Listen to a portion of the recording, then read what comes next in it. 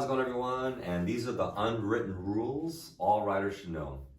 Number one, if you're riding down the twisty mountain roads or a 2-lane road, right, where people just can't pass you easily if there's multiple lanes, but especially out in the twisty mountain roads. If you're riding at a chill pace and someone comes up behind you and they want to go faster than you, be aware of your surroundings first of all, check your mirrors frequently, but move over to the right. And if you want to, just kind of wave them on, so that way the person who wants to go quicker doesn't have to pass the yellow line to go around you. Just on the last ride a couple days ago, there's a pack of 4 of us. We're riding at a quicker pace. We come up behind the rider, dead center middle of the lane, moving over to the left, just doing his thing, but just going dramatically slower, like even under the speed limit. And there's 4 of us behind him that want to go faster, just totally oblivious, not paying attention to anything. Kind of, we're like, Jesus, dude, like pay attention to what's going on. Move over to the right, let people go past you, right? So we had to wait to the straightaway. It was a long enough straightaway, then all of us went around. And then once you realized that 2 of us went by, and he was like, oh, and then you moved over to the right way. Like, don't be oblivious to your surroundings. If someone's coming up behind you, they want to go faster than you, move over to the right and let them pass without crossing the line. Hook each other up, right? Same thing with cars. If you're driving a car on the twisty mountain roads and you see a whole bunch of motorcycles behind you, common courtesy, right? Move over, you can slow down, move over to the right. You don't have to go off the road or pull over to the shoulder. You can if you want to, some people do that. But you could slow down and move over enough where we could still pass you without crossing the line, right? Look out for each other. Next, if you show up for a group ride, have a full tank of gas, or at least fill up right before you meet up for the group ride, right? So nothing is more annoying to the group when we show up for a ride. Okay, we get ready to go. Oh wait, I need to get gas. It's like, dude, we've been here for 10 minutes talking. Why the hell didn't you fill up? Now we all gotta wait for you, right? And if you go for a group ride and they say kickstands up at 10 o'clock, that means you're on your bike, all your gear's on, you're leaving the meetup spot at 10 o'clock to start the ride. Please do not be the person to show up at 9:55, take off your gear, like, okay guys, how's it going? I wanna go inside and get a donut and a coffee and go to the bathroom. Oh, I need to fill up my gas tank too. And everybody's like, dude, show up at 9:30 and do all that crap. We're leaving at 10. That's it. That means we're leaving at 10 o'clock. We have things to do, right? So don't be that person. Next, ride your own ride. The urge to keep up or add more risk than what you're comfortable with is very real. Like we want to keep up. We want to try to keep up and do whatever and go quickly. But if you're not comfortable doing that, you have to really take extreme ownership of yourself. It doesn't matter who's in front of you. It does not matter if there's 100 professional racers behind you for some reason on the street. If you want to go into the corner at 30 miles per hour and everybody else in front of you wants to go into it at 70, go 30. It is your damn responsibility to slow down until you're comfortable with your speed. The only goal I have when I'm riding out in the street is to make it back home every day. That's my mission. That's the cool trick I have. Or I make it back home every single day. That's the point.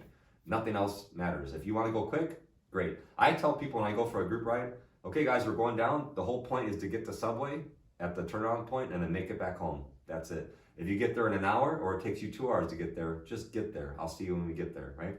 If you're behind me and I want to go into the corner at 80 miles per hour and you want to go into the corner at 50, go 50. Dude, it's just going to be you who crashes. I'm not going to be the one in the hospital. You are responsible for yourself. So just really, really understand that, and please do that. You slow down to your comfort speed for these damn corners. Don't try to keep up. Don't try to impress anybody. Nobody cares anyway, right? Just do your own thing. Next, parking.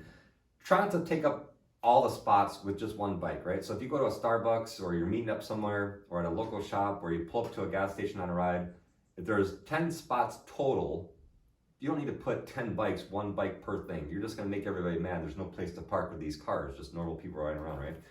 You could easily get 4 bikes in one spot. And I've done that. I just went up to Julian a couple days ago, 4 of us bikes were in one spot. And then 3 of my buddies left, I was still there. And then another 2 guys showed up and they parked in the same spot as me. They just didn't block me. So that's fine. They pulled up and I see what they're doing. I moved way over. Like if this is the parking spot, there's 1, 2, 3, 4 bikes. I was parked like here. So 1 bike pulled in right here next to me, no problem. I still have room to get out. His buddy pulled up behind him, no problem. So they're right there. I still have room to get out, no problem. Like I'm not gonna say anything like, oh, don't park next to me. Like we're all bikers. I understand the point of what they're doing. They're not gonna take up all these spots where cars can't even pull in. So just do that, right? don't need to block everything. If you're by yourself and you don't know anybody and you want to park in the middle of your spot, you can. Do whatever you want to do, right? You could park dead center middle, not let anybody park next to you and take up a whole entire spot by yourself. No problem. Do what you want to do. If that's what you do, great, that's what you do.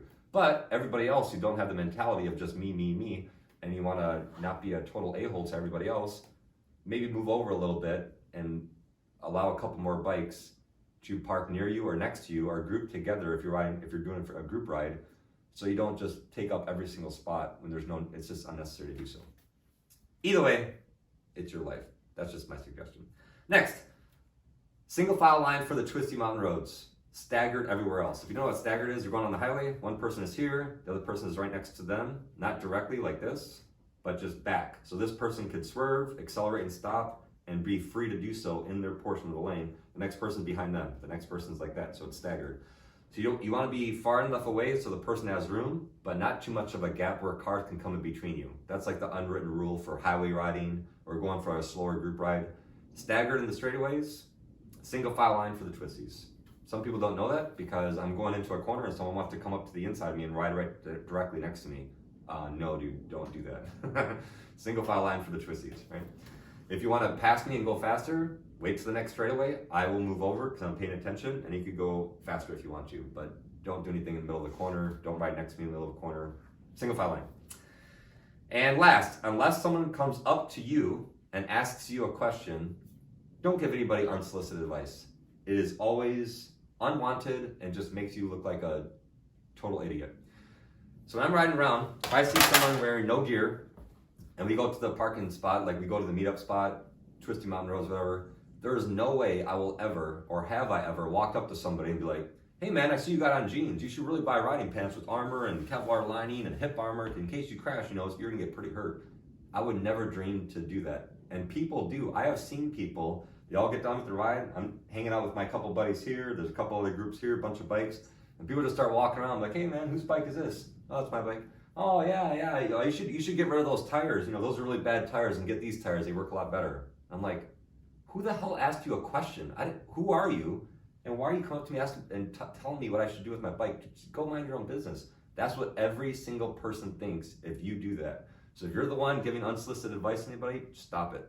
Just unless you know them and they're your close personal friends and you already know them and you see them doing something dangerous, like dude, you're adding a whole lot of risk. This is very dangerous, like counterbalancing at very high speeds or something silly like that, right? Then I would say you probably say something to your buddy so they don't crash. But if you don't know the person at all, even if they're doing something dangerous or whatever, it's not your place to go up and start lecturing people. Nobody cares. Nobody asked you. Just like people at the gym. If I'm bench pressing or whatever I'm doing and someone comes up to me and just starts telling me how my form is, it's just, dude, I didn't ask you anything. Just go back to doing what you were doing, right? So stop giving unsolicited advice to people. Nobody likes it, and it's always unwelcome and just makes you look like a complete moron. No matter if it's factual, correct or not, it doesn't matter what you say, it will always be wrong if it's unsolicited. There you go. If you have any other unwritten rules that all riders should know, feel free to comment below. And if you want to see pictures of a whole bunch of different things that I post daily, follow me on Instagram at MotoJitsu Club. Additionally, if you want to support the channel, easy way to do so is buy one of my 4 books at motojitsu.com/shop. And I know people that buy 10 of my books a month and they just give them away to different people. They buy a couple of the books and give them to other riders. Hey, go practice this MotoJitsu white belt stuff. It's a fun challenge and it's very difficult to do, right? So let's see what you can actually do. Make it like a challenge for all your riding buddies. Who could go highest up in the belt levels? Oh, you could only do brown belt? Oh man, I'm up at black belt already. Oh man, you're stuck down in blue? Okay, let's practice. Let's see what you're doing. Let's try to get you to brown belt. Just practice. A lot of fun thing to do. Builds your confidence, gets you comfortable with your bike. So that's just an easy way to support the channel. And a lot of people don't know I have these books. They're all printed. They're all available for printed copies like this or as ebooks as well. So there you go. Thanks for watching, guys, and I'll chat with you later.